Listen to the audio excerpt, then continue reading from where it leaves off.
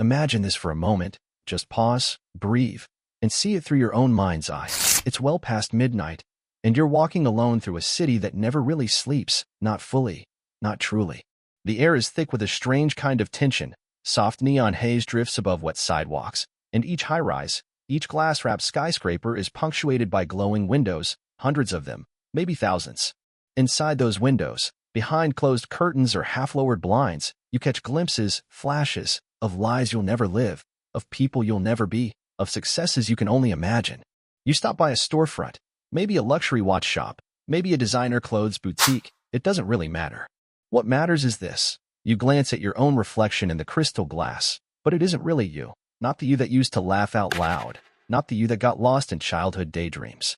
No, this reflection is a distortion, a shape molded by advertising and expectation and the endless, hungry scroll of other people's victories on screens you can't put down. It's not your face you see, but a mask crafted, curated, imposed.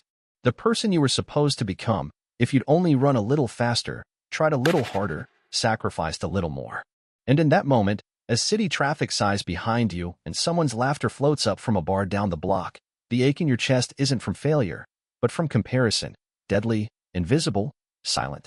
This is the new hell Sartre never could have predicted, not just other people, but the virtual gallery of strangers' highlight reels, flickering all night in your pocket. Think about it. When did you start measuring your worth by what other people have? By how many likes or views or gold-plated trophies someone else managed to collect? Who taught you that winning meant being noticed, and that being unnoticed was the same as being nothing? The truth is, you didn't come into this world with these doubts, you inherited them, pixel by pixel, billboard by billboard, through a culture obsessed with the illusion of perpetual, spectacular achievement. Maybe you remember your own first failure. Maybe you were 12, maybe 20, maybe last week. You didn't make the team, didn't get the scholarship, weren't picked, weren't seen, weren't loved the way you needed. And from that moment, it was as if someone swapped your compass with a stopwatch. Now, every day, every hour, you're checking, am I ahead? Am I behind? Am I enough? The irony is, most of those successes you see, those glamorous parties, the million-dollar businesses, the six-pack abs, the perfect families with perfect kids, most of it is smoke and mirrors, staged for the briefest of moments. Captured in flattering light, filtered into oblivion. Yet the damage is real. You swallow their shine and wonder why your own life tastes bitter. You start negotiating with yourself. Maybe if I hustle a little more, maybe if I buy the right shoes, drive the right car, post the right quote at 7 a.m., I'll break through. Maybe then I'll be seen. But the more you chase the horizon, the more it slips away, because the race was never meant to be one. It was built to keep you running.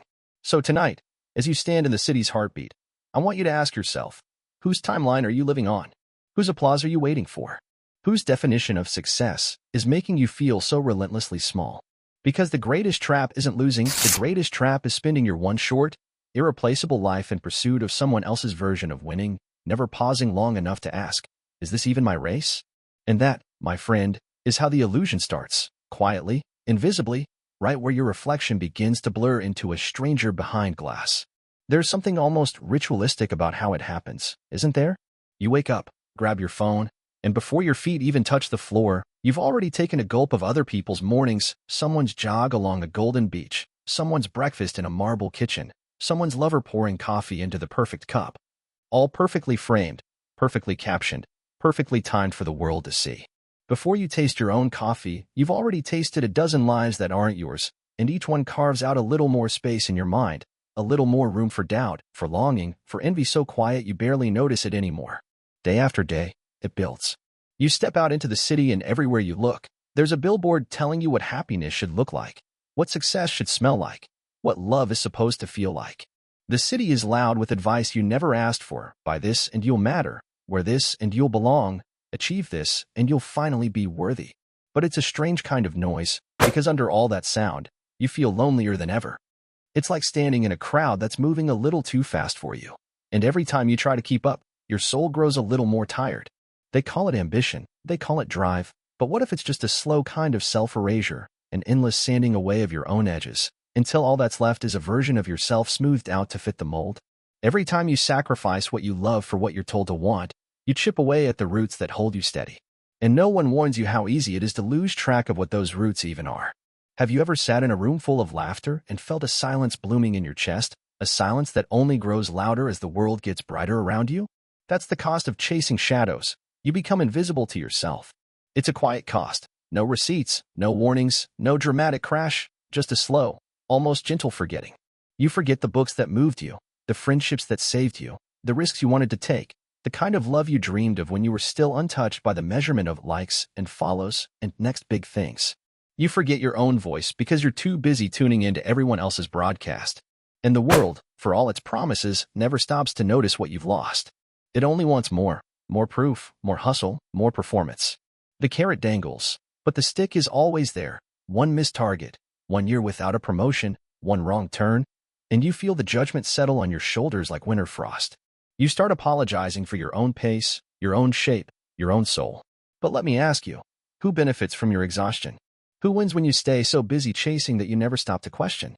Who profits when your insecurity keeps you buying, striving, obeying, consuming? It's never you, is it? There's an old truth hiding in plain sight. If you spend your life running from your own shadow, you will always be tired, and you will never arrive. You will move, but never advance. You will achieve, but never become whole.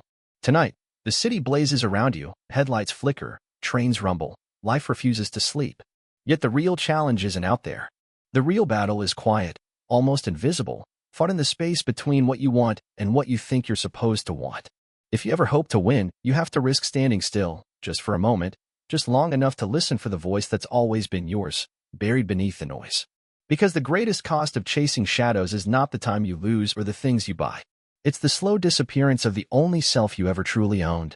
There is a moment, maybe late at night, maybe in the hush just before dawn, when all the noise finally settles, and you're left alone with yourself.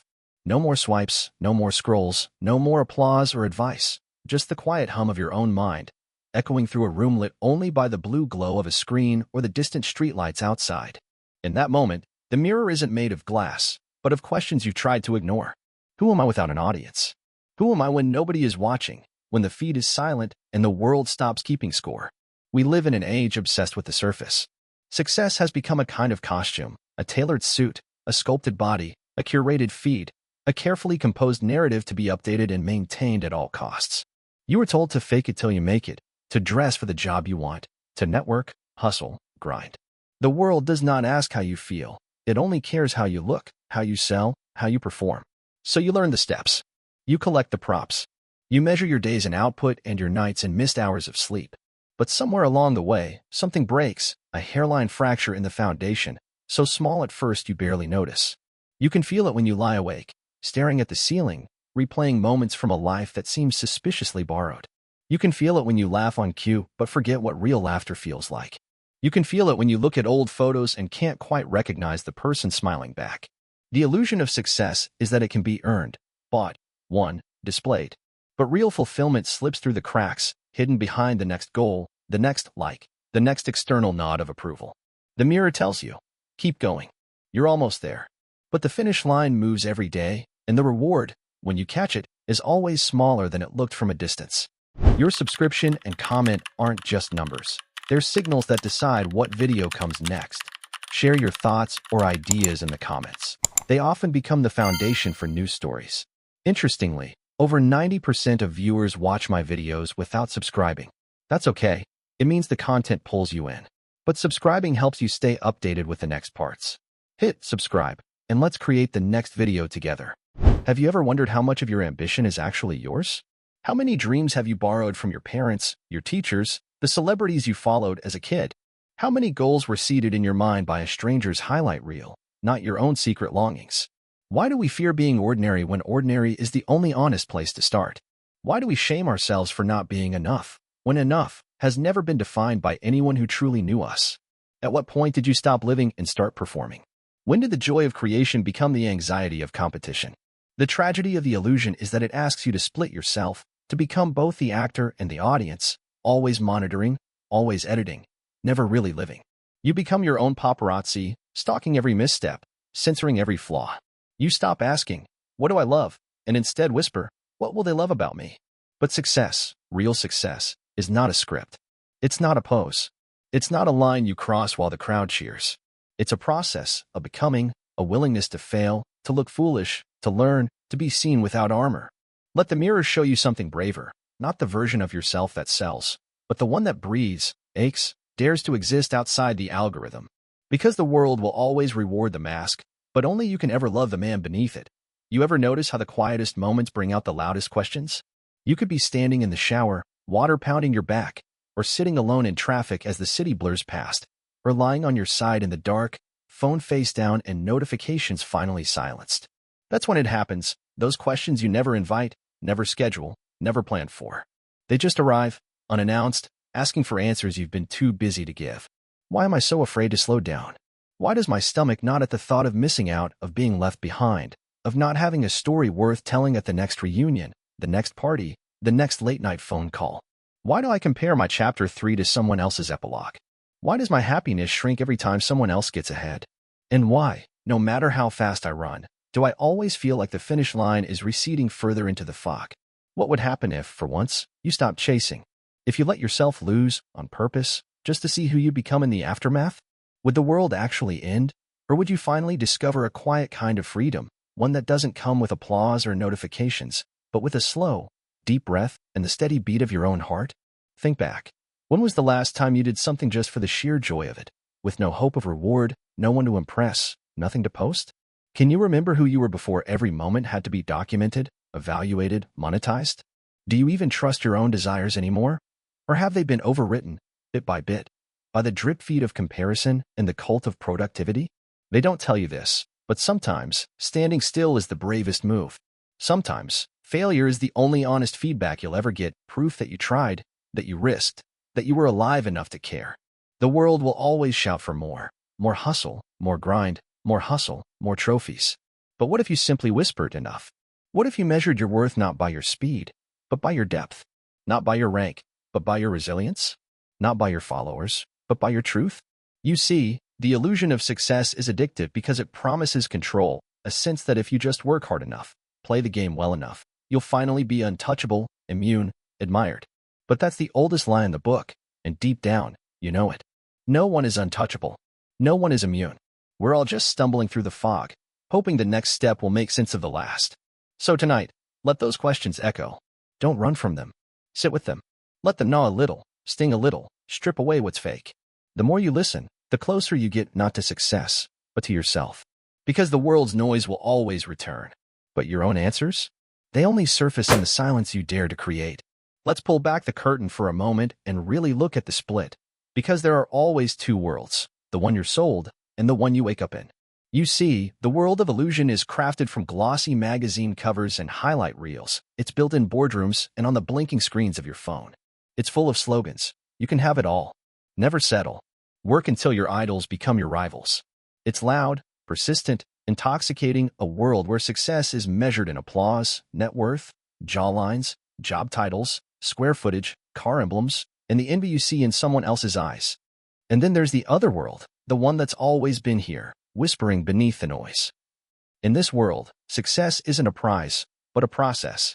It isn't something you acquire, it's something you become.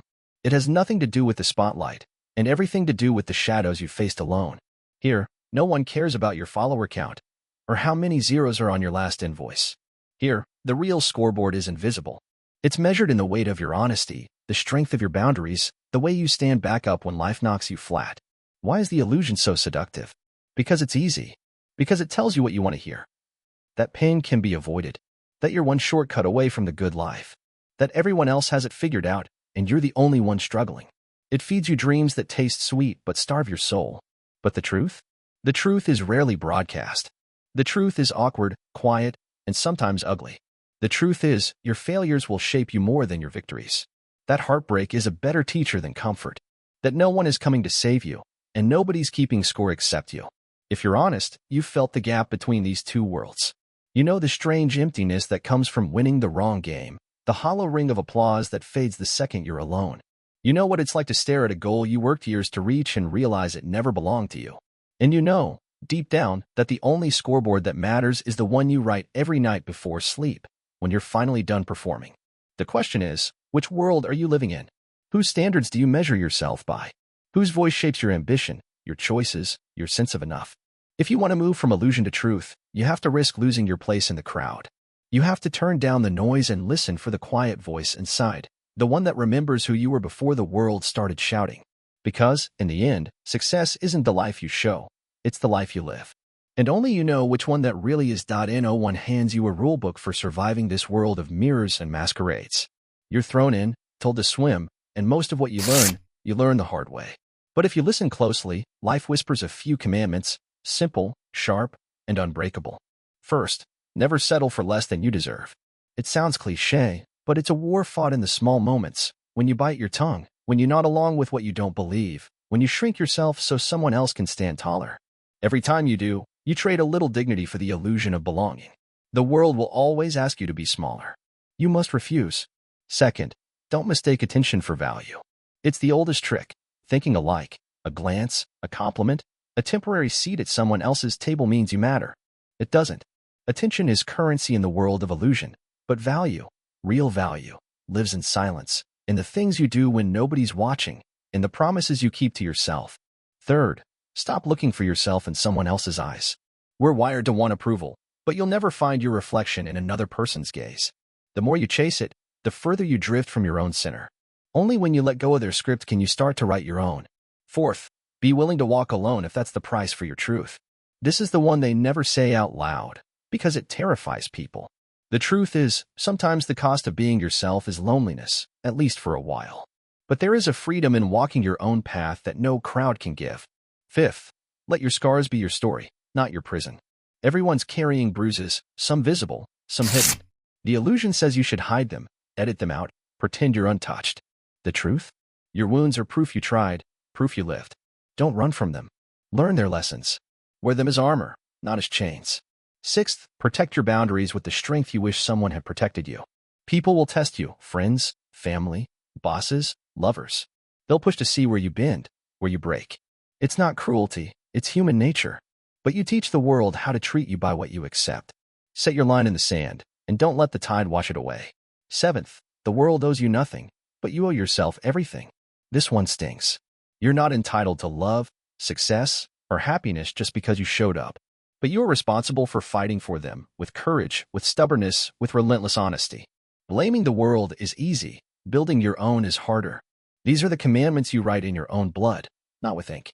You learn them by breaking them, by falling, by failing, by waking up one day and deciding, never again. They aren't given, they're earned. And once you have them, they're yours for life. So ask yourself, which of these have you lived? Which have you ignored? Which are you ready to claim for the first time? Because every man has his own set of laws, but only the brave write them with their actions, not their words. If you want to know what you really believe, don't look at your dreams, look at your habits. Success and illusion are both built, brick by brick, in the smallest acts of the day, what you say yes to when you want to say no, who you reply to first, how you spend your quiet hours, and who you spend them with. Watch how people react when you set boundaries. Notice who gets angry, who disappears, and who leans in to understand. The world will always test the strength of your no and your yes. You can learn more about a friend in a single moment of honesty than in a year of polite agreement. Look for the patterns. Who stands with you when you have nothing to offer? Who checks in when the party ends, when the noise fades, when the lights go out? Who stays close when you're not performing, not impressive, not useful, just real? But don't stop with others. Turn the lens on yourself. Are you living by your own code, or are you still waiting for permission to step outside the lines? Do you choose discomfort and growth, or default to what's safe, what's easy, what gets you approval? Success is built or broken in these moments. In the discipline to rise when nobody's watching. In the courage to turn down what's popular for what's right. In the small acts of kindness that don't make headlines. In the forgiveness you extend when it's least deserved. In the resilience to keep building your life when it feels like no one is cheering. No one ever sees all the patterns in your life, not even you. But if you're honest, you can feel them, a gravity pulling you toward your true north, or pushing you in circles, chasing someone else's idea of who you should be. So tonight, as you look back over your own day, don't ask, was I successful?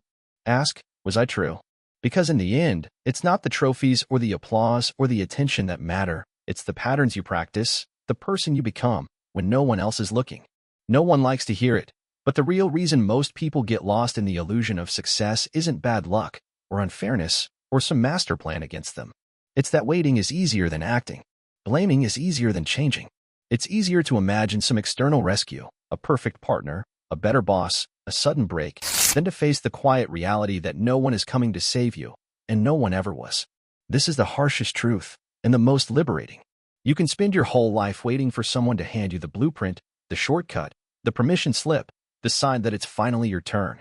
But life doesn't work that way. While you wait, your strength atrophies. While you complain, your potential rusts.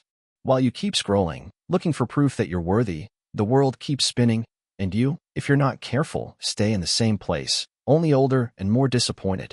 Yes, there are obstacles. Yes, life isn't fair. But the brutal fact is this. The only person who can turn your story around is the one reading these words, the one staring back from the mirror. It's not about what the world did to you. It's about what you're willing to do about it now. Take a look at your own life, honestly, without the armor. Where are you waiting for someone else's approval? Where are you secretly hoping to be saved, instead of building your own way out? What's one thing you keep postponing, pretending you need more information or more support, when really you just need the courage to begin? The world owes you nothing, but you owe yourself the risk of showing up, not tomorrow, not someday, but now. This is why so many lose. They confuse attention for action, potential for movement, intention for transformation. They spend years rehearsing the part, but never take the stage. And in the end, regret is the price for every opportunity you don't claim, every truth you swallow, every risk you refuse. But here's the paradox. Once you stop waiting, once you choose responsibility, no more blaming, no more wishing, the world gets smaller, clearer, simpler. You're free. You're dangerous. You're finally alive. Because the only thing worse than failing on your own terms is never daring to live by them at all. You can make a list as long as your arm, reasons why you're not where you want to be. The world is too loud. The odds are stacked. You were born in the wrong place, given the wrong tools, raised by the wrong people, loved by the wrong heart. You weren't understood, weren't supported, weren't seen. All of that may be true, but the world doesn't remember your excuses. It only sees the outcome. Think of the men who built anything that lasted, a business, a movement, a legend, a family, a friendship. Their stories are full of setbacks, betrayals, humiliations, even disaster. Some were born rich, others poor. Some were loved, most were misunderstood. But what sets them apart isn't what happened to them, but what they did with what happened. History is littered with unfulfilled potential, talented men who waited for the right time, the right support, the perfect moment. But legacy belongs to those who acted anyway, who stood up on shaking legs, who risked ridicule, who lost, who learned, who built, who kept showing up long after everyone else quit. Maybe your life hasn't gone the way you planned. Maybe you've made mistakes, burned bridges, wasted years on illusions. But as long as you're breathing, you have a chance to decide what your story becomes from here. What will you do with your one life? Will you keep collecting reasons, stacking up justifications, blaming the map, the weather, the crowd? Or will you become the man who acts, who risks, who speaks his truth, even if his voice shakes? Every day you hesitate, the world moves forward. Every excuse is a brick in the wall between you and your own possibility. But every act of courage, every moment of honesty, every risk you take, those are the things the world can't ignore. Those are what build the only kind of success worth having, the kind you don't have to explain, defend, or filter for an audience. In the end, all that matters is this. Did you become the man you were meant to be? Or did you settle for being a spectator in your own life? Enough with waiting. Enough with wishing. Enough with staring at other people's victories and mistaking their highlight reel for your reality. There comes a moment, maybe tonight, maybe right now, when you have to decide if you'll keep being a spectator or finally step into the arena of your own life. No one will hand you the script. No one will give you permission. No one will fight your battles or feel your pain or taste your glory. That's on you, and it always has been. You want change? Don't pray for easier days. Pray for stronger shoulders. You want meaning? Build it, brick by brick, out of the truth of who you are and what you're willing to risk. You want respect? Earn it, not by showing off, but by showing up, every single day, in the small acts that nobody sees. This isn't about overnight success. It's not about viral moments or quick wins. It's about the long haul, the daily work, the grit to keep going when the crowd is gone and all that's left is your own reflection in the mirror. You were not born to spectate. You were born to build, to fall, to rise, to claim the only life you'll ever have with everything you've got. So here it is, no more excuses, no more waiting for a sign. Rise now. Stand up. Become the man who acts, not the man who waits. Step into the life that's waiting for you on the other side of fear, of comfort, of illusion. Because in the end, the only way out is through, and the only thing standing in your way is the story you refuse to rewrite. Maybe right now, as you're listening to this, You feel tired. Maybe you're carrying more than anyone knows. Maybe you're still searching for your own meaning in a world that shouts 1,000 answers every day. If you are, let this be your reminder. You're not behind. You're not failing. You're not alone in the questions or the doubt. Every man you admire, every story you wish was yours, started in the same place, at a crossroads, a moment of doubt, a silent night with nothing but hope, and maybe a little fear. The journey isn't straight, and it's never easy, but it is yours. Sometimes it's enough just to get up one more time, to breathe deep, to take one honest step forward, even if it's small. You don't have to have all the answers. You don't have to run faster than anyone else. You only have to keep going, one truth at a time, one day at a time. If you're still here, still trying, still reaching for something more, you're already stronger than you think. This channel is here to remind you of that, to walk this road with you, to share the weight, to celebrate the small wins and face the hard questions together. So take a breath, trust your pace, and remember, there's room for your story exactly as it is.